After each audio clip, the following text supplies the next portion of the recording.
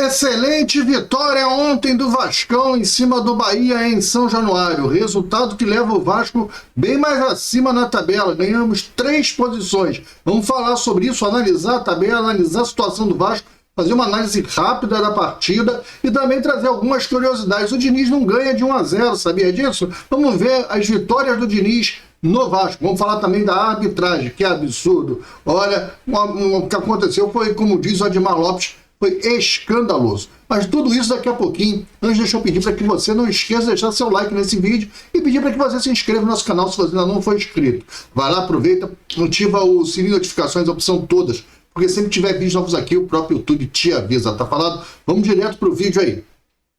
Olá, vascaíno, bem-vindo ao canal Gigante Vascaíno. Eu sou o André Luiz, está entrando lá no nosso programa do almoço, né? O almoço do Gigante, sempre lá para 1h da tarde, 1h30 da tarde mais ou menos entra. Hoje vai entrar um pouquinho mais tarde, tá chovendo muito aqui no Rio, a internet ficou claudicante, e aí eu cheguei da rua, não tinha internet, fiquei esperar, não tem internet, então vai demorar um pouco para subir o vídeo, é meio complicado, mas vai dar tudo certo. Então aos pouquinhos a gente vai entrando com o vídeo aí. Olha só, falar da vitória do Vasco ontem, uma vitória espetacular, sensacional, uma vitória que o Vasco precisava, né? O Vasco fez um bom jogo contra o Flamengo, precisava confirmar isso, ganhando do Bahia. O Vasco tinha uma série de 5 jogos, né? Bem complicados, né? Que é o Flamengo, o Bahia, o Cruzeiro, o Palmeiras e o Vitória. Pô, André, mas o Vitória porque é adversário direto, né? Você precisa vencer para se afastar ainda mais na pontuação para o Vitória. Então, o Flamengo é um jogo que todo mundo que está lá embaixo provavelmente vai perder pontos para o Flamengo. Aquele que não perder pontos para o Flamengo sai em vantagem. O Vasco não perdeu. O Vasco empatou, ganhou 1 ponto do Flamengo, né? Então, já é uma boa, porque os times que estão disputando lá embaixo provavelmente vão perder pontos para o Flamengo. O Bahia está disputando lá em cima também. Então é um jogo complicado, apesar da fase do Bahia ser ruim. O Vasco foi lá e venceu o Bahia. Pegamos de 6 pontos disputados, ganhamos 4. Isso é muito bom. Agora é o Cruzeiro. O Cruzeiro está disputando o título, está lá em cima, é o segundo colocado, está lá babando em cima do Palmeiras e do Flamengo, né? E vem para cima, vem para o Cruzeiro não pode negociar, porque a distância entre eles lá em cima, entre os três, é pequena, entre Flamengo, Palmeiras e Cruzeiro. Aliás, a tabela é por pontos ganhos. Se fosse por ponto perdido, o Palmeiras era o líder do campeonato e não o Flamengo. Então a disputa lá é ponto a ponto. Então o Cruzeiro vai vir para cima. E a gente precisa ganhar o jogo, porque o jogo não é em São Januário. Se a gente conseguir ganhar do Cruzeiro, em 9 pontos a gente marcou 7. E aí, pô, a gente vai com moral pro jogo do Palmeiras. E aí negociar um empate lá com o Palmeiras e a gente passa essa fase muito bem. E aí ganha no Vitória. Fez isso, é o dever de casa, acabou. Nós vamos estar praticamente garantidos na primeira divisão. E aí começar a disputar na parte de cima da tabela. Ver se a gente consegue morder alguma coisa mais interessante pro ano que vem. Uma Sul-Americana, mas aí a diretoria tem que se preparar, né? Sul-Americana dá dinheiro, é uma Copa que dá para chegar até o final, é uma grana boa, mas tem que se preparar. Não dá para ir com um elenco curto, não dá para disputar uma Sul-Americana com 12 jogadores. Foi o que o Vasco fez esse ano. Só tinha 12 jogadores. Achar que Alex Teixeira, Souza, Jean Davi, Lloyd Augusto, Garré, olha quantas barangas, Esforza, que isso tudo vai contribuir? Não vai. Era só peso morto no elenco. Então tem que dar uma limpada no elenco, tem que ajeitar o elenco, né? E colocar um elenco que jogue, um elenco com saúde, um elenco que venha contribuir realmente numa Sul-Americana. Você precisa tem expulsão, tem contusão, é um calendário apertado, você vai ter Brasileiro, Copa do Brasil, você vai jogar todo final de semana, você vai jogar sábado, terça, sábado, quarta, domingo. É assim que é o calendário como foi esse ano. E vai ser muito mais difícil. Então o Vasco precisa se preparar para isso. Então nem vai. Do contrário, nem vai. Vai, joga lá a primeira fase, ganha um dinheirinho, abre mão e vai disputar a Copa do Brasil e o Campeonato Brasileiro. Se é esse o pensamento. Se eu fosse o Vasco, faz um investimentozinho e monta um time. Precisa um elenco espetacular, não. Precisa ter o time que o Império do Mal tem, não. Um time razoável para bom. Esse time do Vasco, umas 3 ou 4 contratações e um banco com mais ofertas de opção, a gente vai conseguir disputar um campeonato com a Sul-Americana e chegando longe nele. Então, é se estruturar e aproveitar a espinha dorsal, e aproveitar o que tem. Nem tudo está errado, mas também quase nada está certo. Então, você precisa achar esse equilíbrio. E aí entender que você hoje tem um diretor de futebol que parece que é muito melhor do que os outros, do que o anterior, né? Do que o Marcelo Banana, Edmar Lopes parece ser muito superior, e partir para dentro e pensar já agora no campeonato, na primeira parte da tabela, pensando no ano que vem numa Sul-Americana, e aí o Edmar Lopes pensar em contratações para dar uma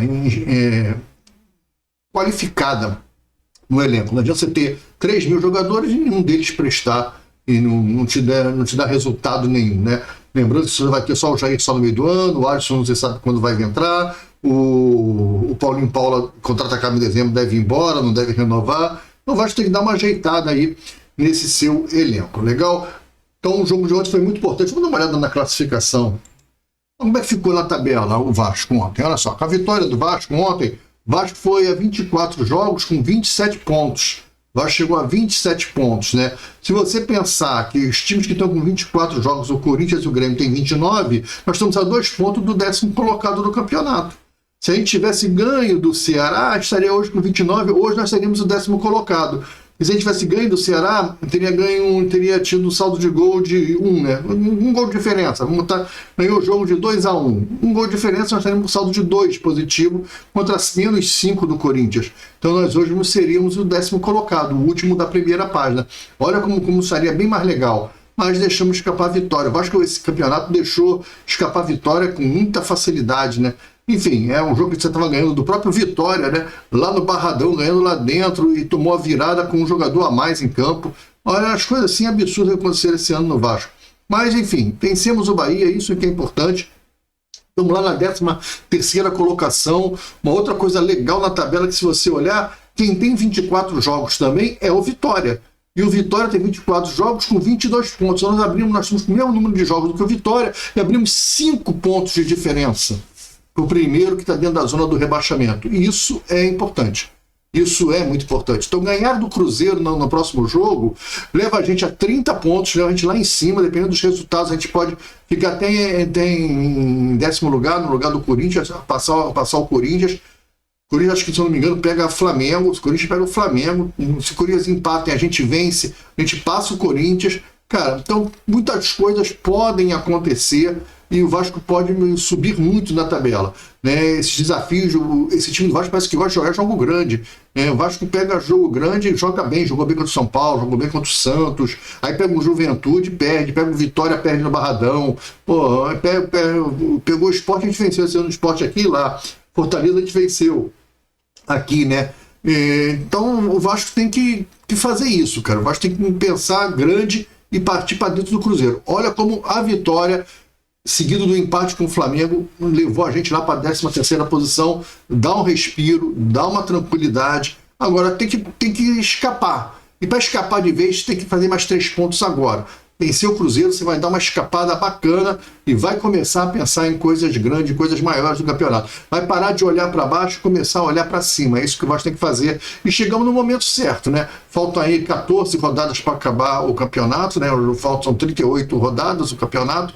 Então a gente tem que partir para dentro e vencer o Cruzeiro de qualquer maneira. O que foi lamentável no jogo de ontem, que provocou até a entrada na coletiva do Edmar Lopes, né, dando uma declaração pesada, dizendo que o Vasco não vai reclamar de arbitragem só quando perde as partidas, ou seja, não é choro. O Vasco está reclamando da arbitragem até na vitória. A gente venceu o jogo ontem de 3-1, e mesmo assim o Edmar Lopes foi a público perfeito. Falou que foi um escândalo a arbitragem, foi mesmo um escândalo. Eu falei isso aqui no pré-jogo, que esse senhor aí, o João Vitor Gobi, ele era horroroso. Esse árbitro é aquele árbitro do jogo Vasco e Bahia, no primeiro turno do ano passado, no campeonato do ano passado, que tem uma jogada na lateral esquerda do Vasco, na ponta esquerda do Vasco, que o David protege a bola e abre o braço, e o braço bate a mão do David bate no ombro do jogo, no pescoço, bateu no pescoço do jogador do Bahia, o cara bota a mão no rosto e joga no chão, rola. Ele foi no VAR e conseguiu ver a agressão e expulsou o David. Aquilo foi um absurdo que aconteceu. E agora, de novo, ele fez de novo isso, né? De novo, ele foi horroroso na parte disciplinar. Ele é muito fraco. Teve uma entrada no Coutinho, olha aí o print, ó. fez esse print aqui, olha só, olha a entrada do cara do Rezende, o jogador o nome do cara é Rezende, jogador do Bahia. Olha como é que ele entra, cara. Ele entrou lá em cima, no alto. Esse lance para expulsão direto. O juiz nem falta deu, cara. Nem falta deu. E o VAR não chamou o cara para revisar.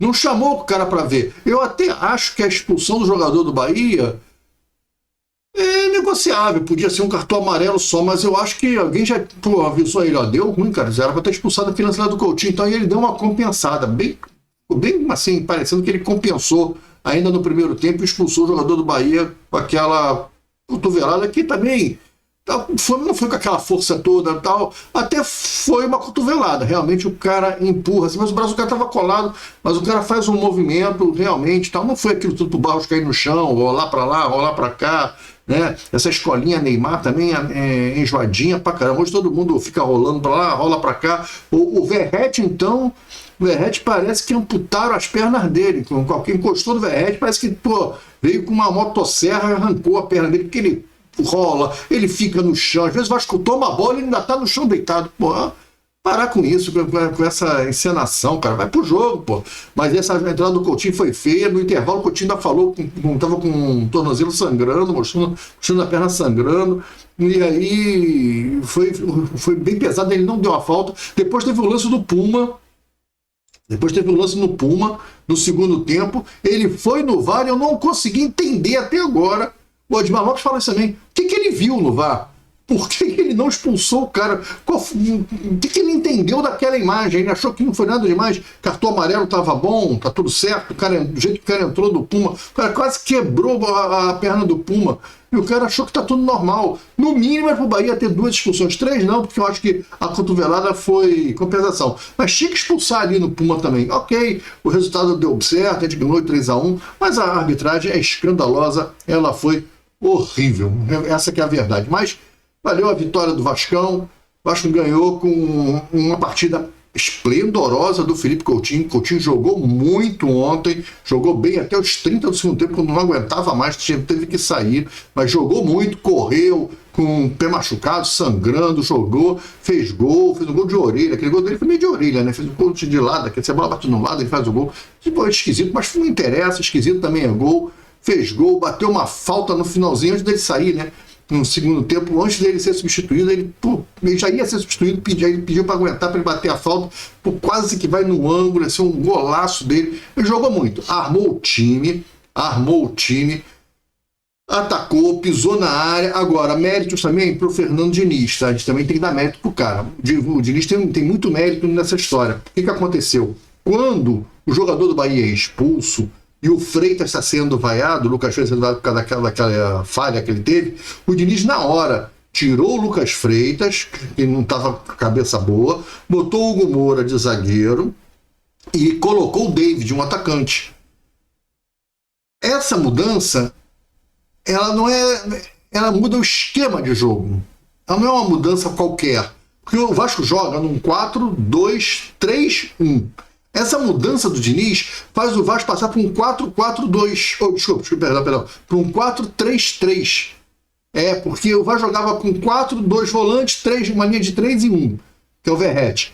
Ele muda isso. Quando ele tira o segundo volante, que é o Hugo Moura, e transforma o Hugo Moura em zagueiro, ele vai deixar o Barros, ele traz o Nuno Moreira para cá como se fosse jogar como se fosse um 8, mete o Felipe Coutinho como um 10 clássico, pisando na área, aquele ponta de lança, lembra do ponta de lança? Isso na época do ponta de lança. Faz a função clássica do ponta de lança, abre o Andrés Gomes na direita, o David na esquerda e o Verratti centroavante. É a linha de 3 atacantes, 2 pontas abertos no centroavante e 2 meias entrando na área.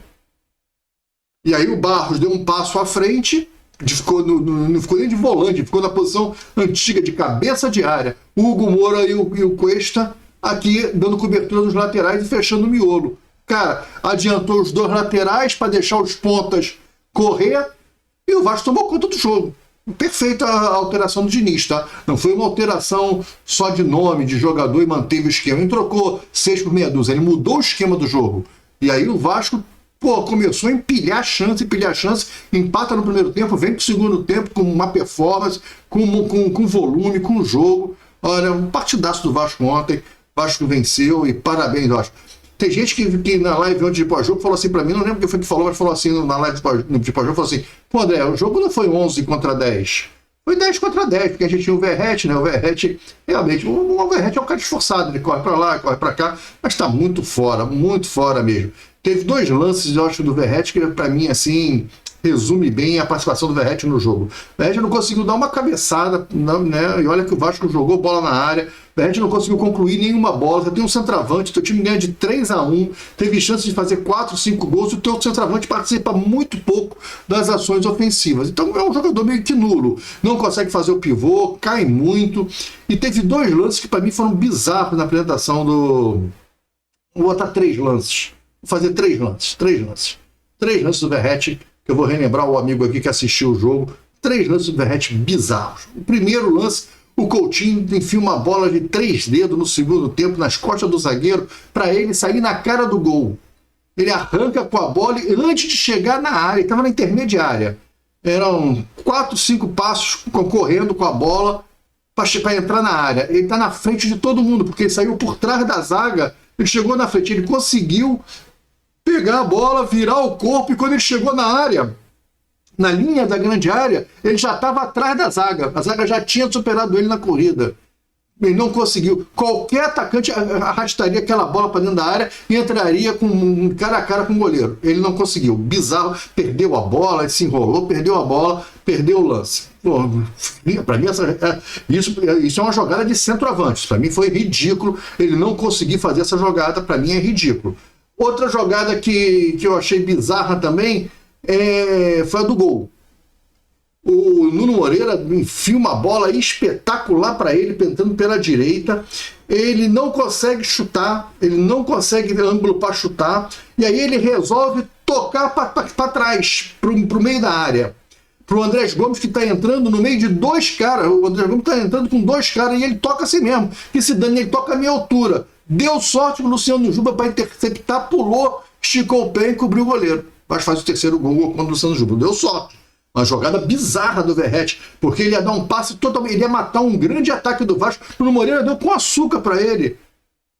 Pô, com açúcar para ele. Ele podia ali dar um tapa para dentro, para chutar com a esquerda ou não, e ir mais à frente para bater cruzado, até para bater para trás, mas não tem futebol para fazer isso. Ele tem que pegar e chutar pro gol. Como ele pegou e não conseguiu chutar pro gol, porque o zagueiro fechou a frente dele, ele não sabe carregar e tal, ele virou o corpo de qualquer jeito e deu para dentro, botou a bola para dentro. A marca do pênalti. Mas botou ela à minha altura, bizarra. É que o Luciano Juba vinha na corrida e se jogou na bola. Esticou o pé, o cara deu um azar danado e ótimo. Maravilha, gol nosso, gol do Vasco. Vamos comemorar, tá tudo bonito. E o terceiro lance bizarro foi uma jogada já no finalzinho, o Vasco já tá ganhando 3-1 o jogo. Matheus França dá de letra pro David, o David bota por cima da defesa e o Verratti entra sozinho com a bola na diagonal.